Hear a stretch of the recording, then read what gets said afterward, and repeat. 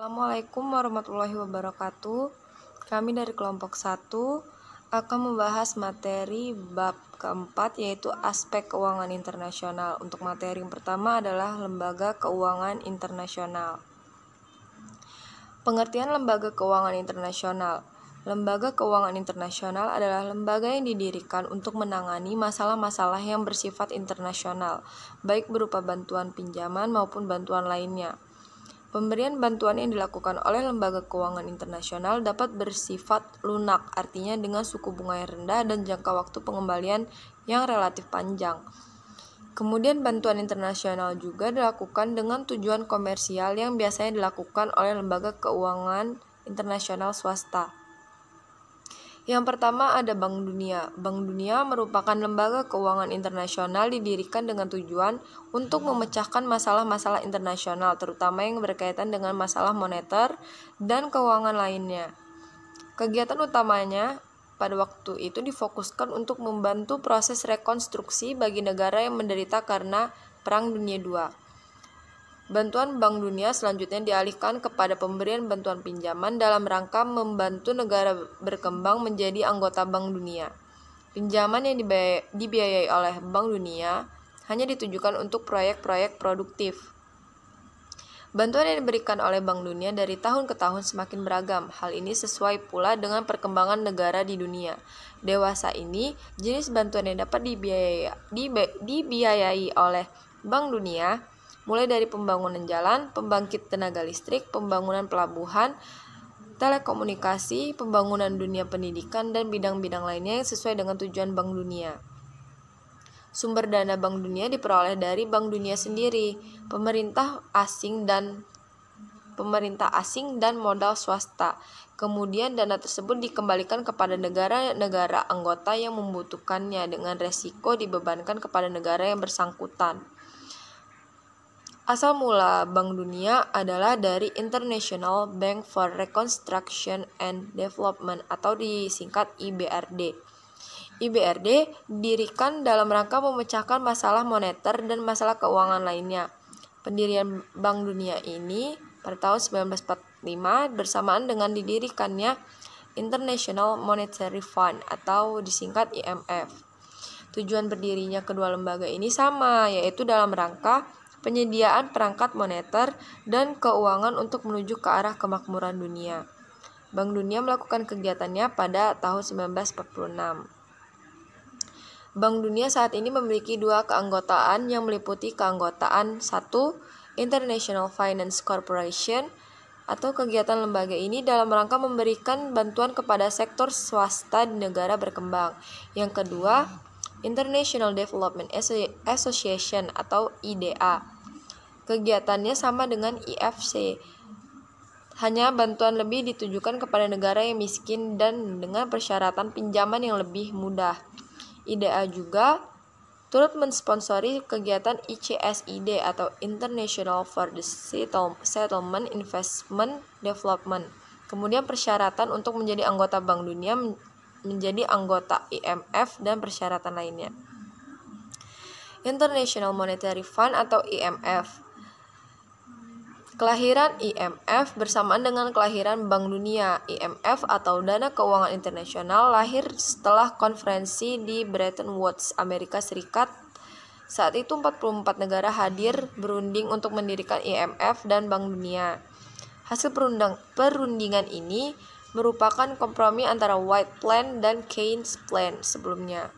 Struktur organisasi Lembaga Keuangan Internasional IMF terdiri dari para anggota di mana pemimpinnya dipegang oleh Board of Governors, seorang gubernur dan seorang pengganti yang ditunjuk oleh masing-masing anggota. Dewan ini memegang kekuasaan tertinggi dan biasanya dewan melakukan pertemuan sekali setahun. Sebagian dari tugas dan kekuasaan didelegasikan kepada Executive Directors.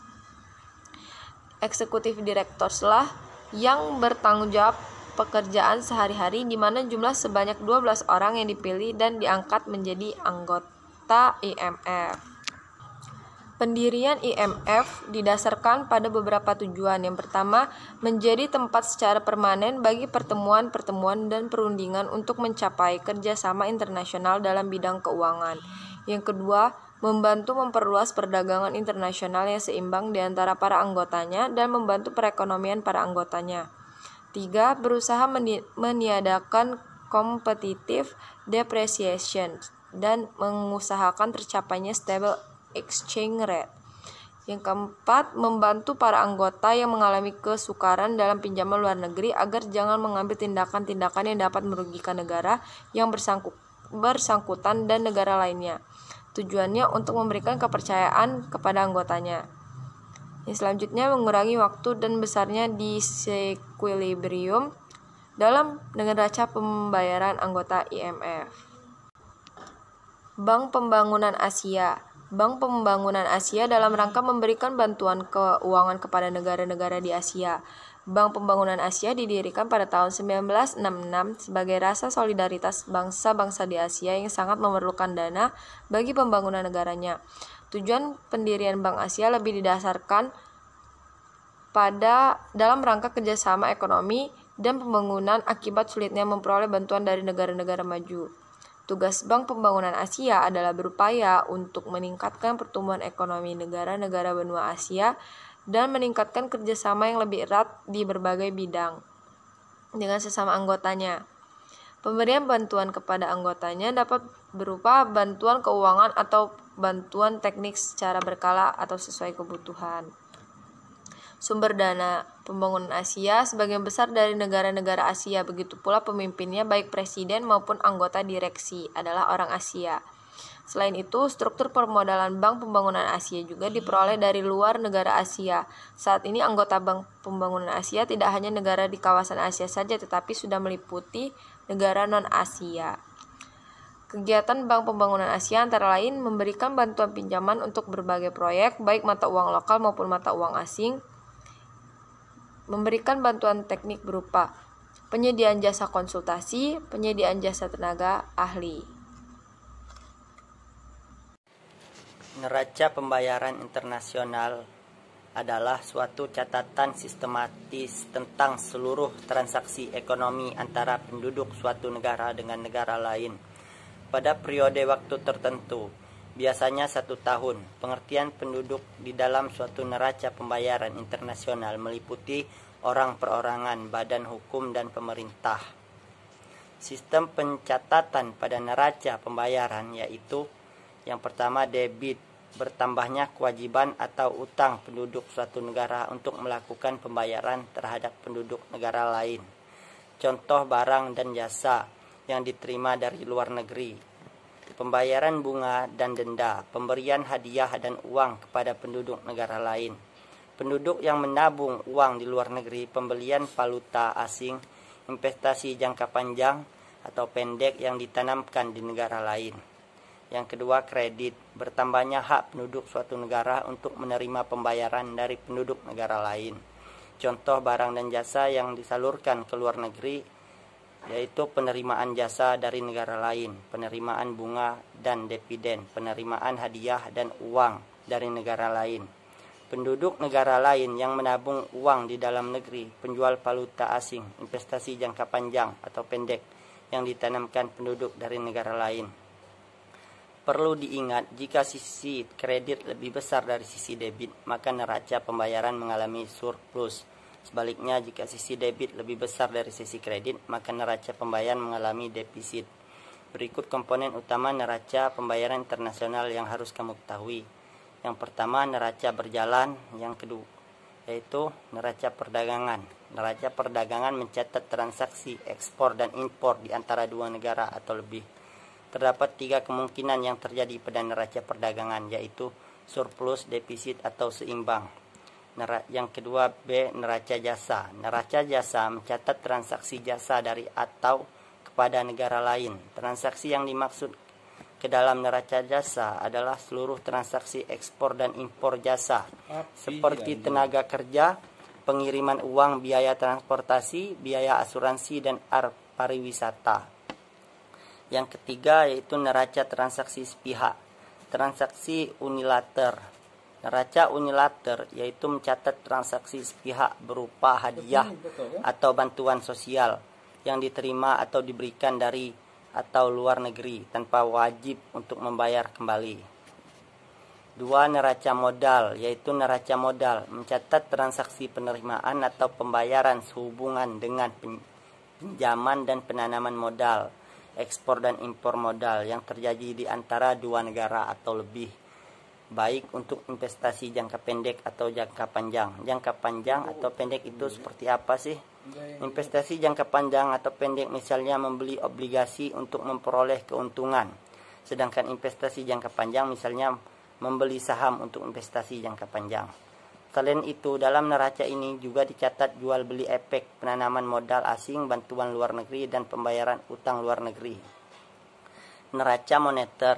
Neraca moneter mencatat mutasi dalam hubungan dengan IMF serta memperlihatkan perkembangan perubahan cadangan devisa suatu negara. Cadangan tersebut bisa berupa emas atau valuta asing. Nah, selanjutnya yaitu pasar valuta asing.